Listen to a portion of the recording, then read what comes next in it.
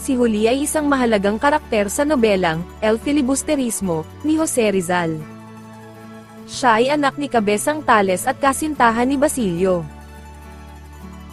Ang mahalagang gampanin ni Juli sa nobela ay may kaugnayan sa kanyang papel bilang isang simbolo ng pag-ibig at paghihirap ng mga Pilipino sa panahon ng kolonyalismo at kahirapan.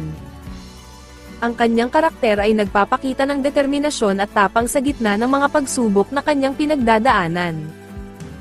Naging biktima siya ng mga pangyayari ng ang kanyang ama, si Cabezang Tales, ay may malaking utang sa gobyerno.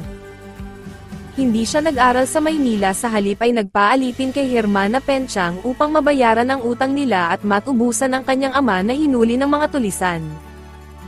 Mas gustuhin niya pa ang maging katulong kaysa ibenta ang Agnos na binigay ni Basilio. Ang Agnos na ito ay dating pinag-arya ni Maria Clara. Ngunit ibinigay ng kanyang ama ang Agnos kay Simon. Kalaunay nalaman ni Juli na ang mga mag-aaral ay ikinulong. Nalaman niya rin na napasama si Basilio sa mga ikinulong. Si Hermana Penchang, ang kanilang kapitbahay, ay nagmungkahi kay Juli na magsumamo ng tulong galing kay Padre Camorra. Kahit alam niyang may pagnanasa ang Fraile sa kanya, nagpatulong pa rin si Juli sa kanya. Ngunit namatay si Juli dahil tumalon siya sa bintana upang makatakas mula kay Padre Camorra. Nalaman ni Basilio ang kamatayan ng kanyang kasintahan mula kay Sinong.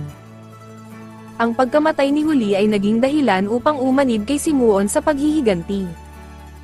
Si Juli ay ginamit ni Jose Rizal bilang sagisag ng kadalisayan at kamusmusan ng mababang estado ng mga babae sa panahon niya.